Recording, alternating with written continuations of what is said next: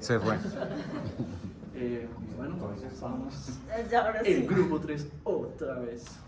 Así para hablar sobre el 9 de abril de 1948, su contexto geopolítico y cómo, qué relación tiene con la fundación de esta universidad. Bueno, de primerazo meto la cuchara con lo oportuno que fue para Estados Unidos que eso pasara.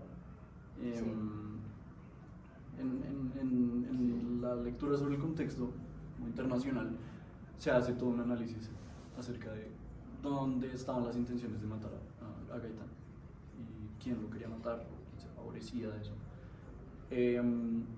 Y el autor, que es un intelectual colombiano muy importante, Gilodes, no se mete mucho en temas de teorías conspirativas, pero sí reconoce que a Estados Unidos le funcionó muy bien en cuanto a sus intenciones geopolíticas para el resto del siglo XX, y plantea la muerte de Gaitán como un producto de la Guerra Fría, que se cree que no llega a Latinoamérica sino hasta cuando ya Cuba entra a la conexión. Entonces me llama mucho la atención cómo Estados Unidos utiliza el 9 de abril para justificar la necesidad de una posición anticomunista en Latinoamérica, mientras que la Conferencia Panamericana hasta ese momento se estaba dedicando más a considerar una asociación panamericana de estados con un enfoque anticolonialista exactamente, que buscaba la independencia de Puerto Rico, pero que apenas pasa el 9 de abril en plena conferencia, media vuelta a todo el discurso, y todos los países ya empiezan a hablar específicamente de eso, también con ansias de acabar la conferencia porque todo el mundo estaba súper acelerado. La conferencia la acaban ahí en lo que hoy es el moderno, pues en ese momento también era Sí. Me llama mucho la atención cómo, o sea, ya viendo los textos a hoy, cómo tantos nombres importantes de hoy día o de hace 10, 20 años, como Fidel Castro, son, o sea, uno lo ve como una figura, o sea, digamos dentro de la política latinoamericana como un titán más o menos, porque siempre venden la figura como de bueno, bando A, bando B, entonces es el enemigo, es un gigante, ¿sí? Pero en aquel entonces pues apenas estaba comenzando, era un muchacho. Fue con plata argentina, además. Entonces, correcto. Entonces, como esas grandes figuras, o sea, como una agenda sobrepasa a las personas, pero las personas son productos de esas diferentes agendas, ¿sí? Se crean esas leyendas y esos mitos alrededor de una sola personalidad que al final de cuentas es una sucesión de ideas que se van construyendo a partir de una conveniencia que al final de cuentas termina siendo una cuestión económica que nos va a favorecer a mí y a mi equipo. Y es la razón precisamente por la que Gaitán no hace parte de la delegación colombiana en porque falta invitación, ¿no? También. No, porque mira, dice Darío Echandía que Laureano Gómez fue quien se opuso al nombramiento de Jorge Eliezer Gaitán como miembro de la delegación. Sus memorias 1950 se incurrió a mi entender que era una grande equivocación al no incluirse la nómina liberal de Jorge Eliezer Gaitán. Eso se debió a una presión del más alto nivel del gobierno que no se tuvo. Sí, claro, por lo que eran dos liberalismos. Entonces era el liberalismo turbay de, ¿sí? Digamos, de lo que tenemos en este término castizo de toda la vida, ¿no? Y un nuevo jugador que entra con otras asociaciones ideas, comunistas. Y que pues ya es un peligro. Entonces, digamos que me gusta ese comentario de dejamos entrar a un liberalismo, pero a un cierto liberalismo que no, o sea, la ilusión de dicotomía, ¿no? Entonces, bueno, escoges a este o a este, pero al final de cuentas somos algo que en ciertas líneas se parece y pues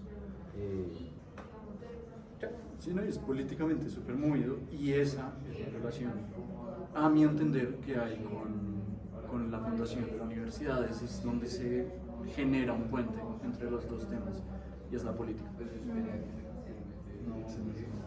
Sí, sí, en una institución que se declara desde su primer día como apolítica. Y laica. Correcto. O pues No sé más, si recuerdan. Perdón, sí. sí, más afín a como esa división que se genera en lo conservador al final sobre la asociación del Estado con la Iglesia. Yo iba a decir, no sé si recuerdan una parte del texto en la que empieza a hacer una comparación entre personalidades y llega a decir como ese reemplazo de quien era Jorge Eliezer Gaitán viene siendo Jonas Brown.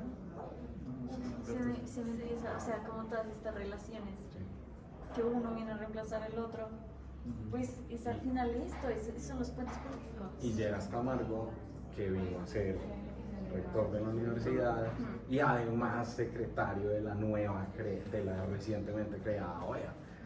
Y pues yo no sé si ustedes han visto en noticias que Colombia tiene un talento particular en tener nombramientos de secretarios de la OEA, ¿no? Es súper común, no, es que no sé quién, desde Gaviria, Apertura Económica, es como el puesto que le dan a alguien que hace algo que le conviene a Estados Unidos.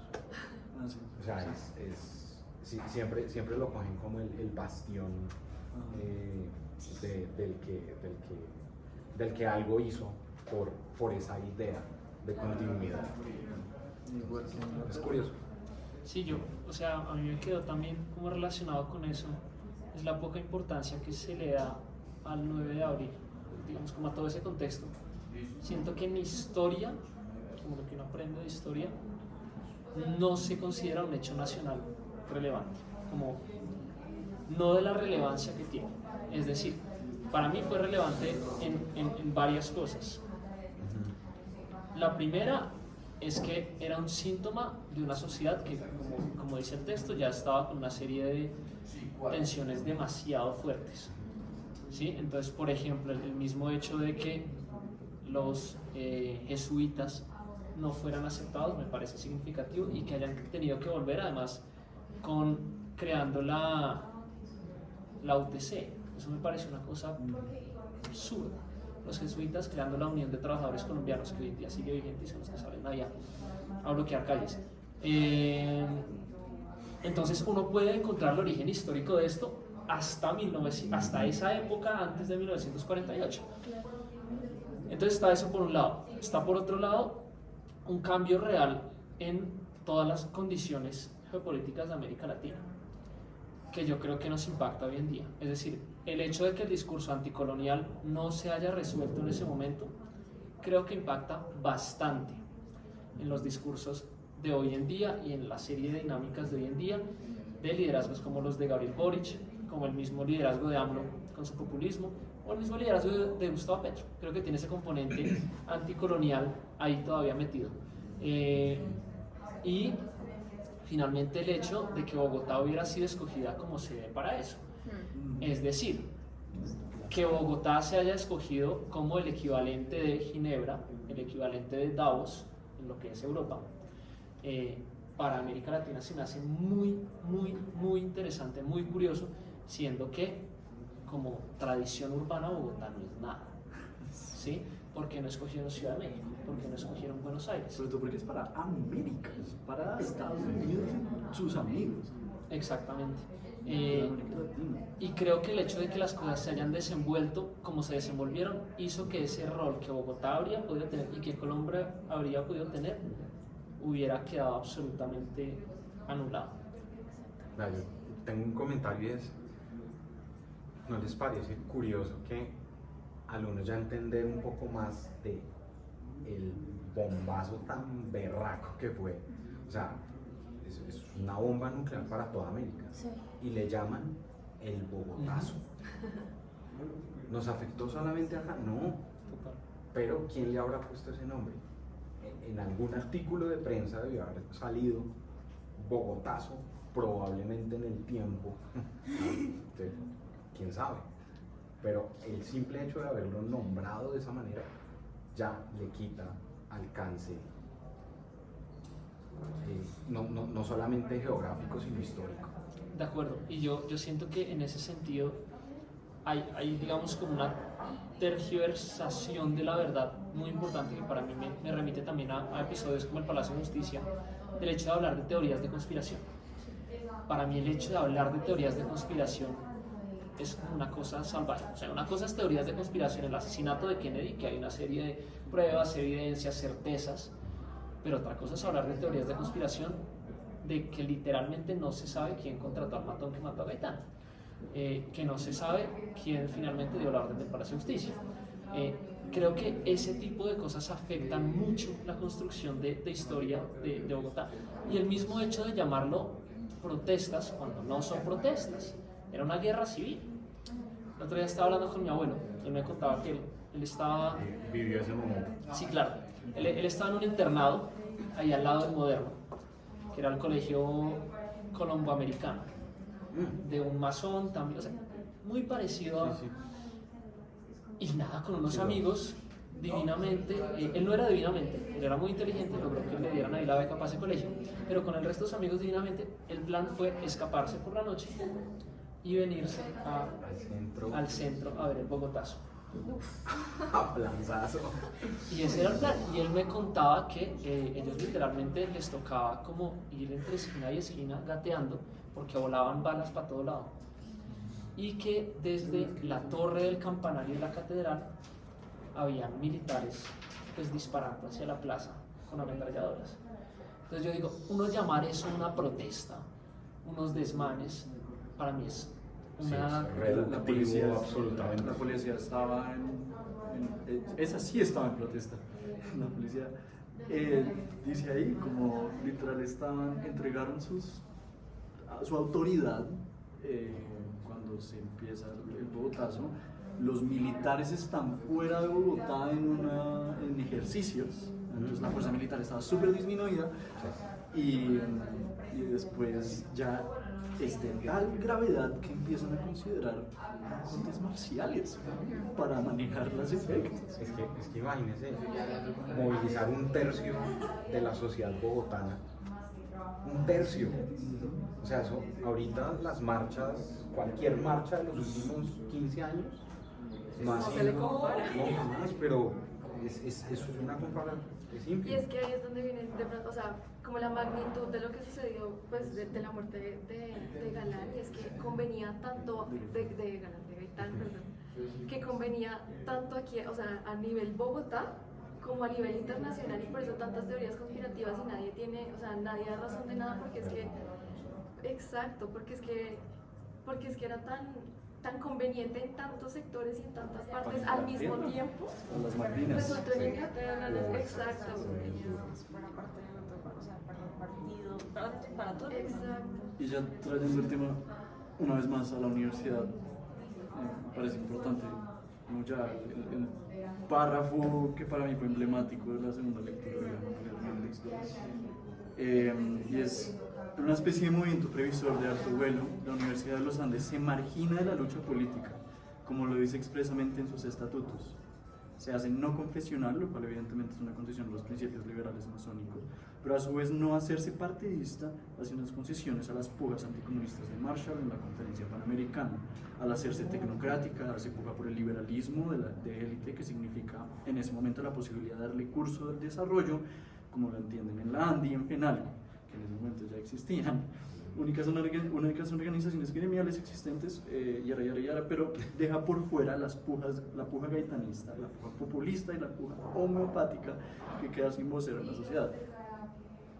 Esta lectura y su habladera de lo homeopático y lo alopático no me queda muy claro, pero a mi entender es como esta universidad es muy tibia y eso está marcado por tibieza, y la Conferencia Panamericana al final es también un poco tibia, a pesar de que se favorece la muerte de Gaitán.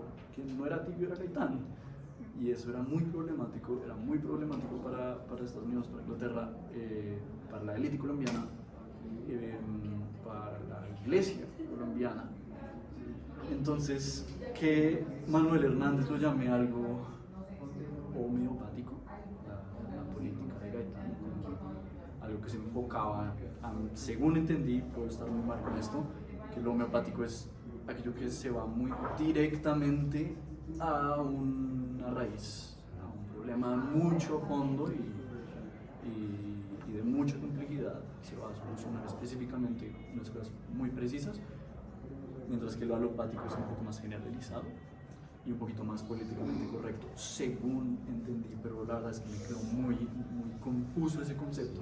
Sí, históricamente iría más a lo estructural que a Sí. que algo que, no sé, como sacar un panfleto noticioso. Sí, digamos de lo que yo entendí es, lo homeopático es, si tú tienes mal de estómago, te tomas una cosa, un líquido que sea mal de estómago, para que tu mismo cuerpo reaccione a eso. Es como la teoría detrás de la homeopatía. Cuando tienes un mal, le metes más información de ese mal para que eso eventualmente genere una Sí. una Como catarsis la y saque vacuna de ARN. Exactamente. O sea, están Sí, diciendo, de hecho tienen el mismo principio de las vacunas. están Realmente. diciendo cómo no se puede solucionar la guerra con guerra. Ese era el principio. Sí, la guerra contra la guerra. Que no pudieron solucionar la guerra. Y lo alopático es más, si yo tengo malestar de estómago, me tomo un, ¿cómo se llama esa joda para la gastritis? El de los cositas así. Bueno, El la coso cosa de los que te calma la acidez. Sí, neutralizar el pH. Exacto. Entonces es como tú lo que haces es el síntoma Lo apaga, lo apagas. pero eso significa que va a seguir Todo lo demás, botando sí. más ácido Claro. y ácido para poder. Y digamos que hay, pues no sé, una conclusión que me quedó a mí que siento que es bien polémica, es la Universidad de los Andes se ha vendido como un bastión liberal de Colombia, pero creo que para mí desde esta lectura y en este contexto histórico es todo lo contrario. Es un bastión del conservadurismo, de la estabilidad, de literalmente recuperar lo único que quedó después del Bogotazo, tenerlo estable. Porque si no había nada estable, pues el país hubiera descendido en toda la serie de dinámicas que pasaron en América Latina y que en Colombia jamás no pasaron. Que fueron los populismos de izquierda, que fueron las dictaduras, que fue toda una serie de Bueno, pero reivindicaciones sociales que acá no sucedían. Dictadura 54 fue 53. Rojas Pinilla. Pero fue una dictadura concertada Ok. y civilista. Exacto. O sea, uno no puede comparar la masacre de Rojas Pinilla en claro. la Nacional de Con 2 estudiantes con versus Chile. que además fue una dictadura que subió por las buenas y que bajó por las buenas. Sí. Bien. Había un comentario que quería hacer sobre el tema tecnocrático y es, políticamente se usa mucho la asociación tecnocrática con una liberación o con una neutralidad, ¿no? Entonces yo le sirvo a todo el mundo, pero yo sé de esto, entonces soy la mejor opción para ustedes. Y eso se usó en ese momento y se sigue usando, ¿no? Con cierto rector anterior al que tenemos ahora. Sí. Cortamos Entonces, ahí. Otra vez creo que nos muy fuimos como a interesante el 20. tema, gracias. Sí. Sí, nos voló la cabeza, creo. Sí. No, De estuvo 1 a 10. tremenda. De 1 a O sea, 10. Sí. uf, 20, Bueno. de lo mejor que Gracias. oigan, eso deberíamos dejarlo para bloopers. No, yo- Esos finalitos y los comienzos.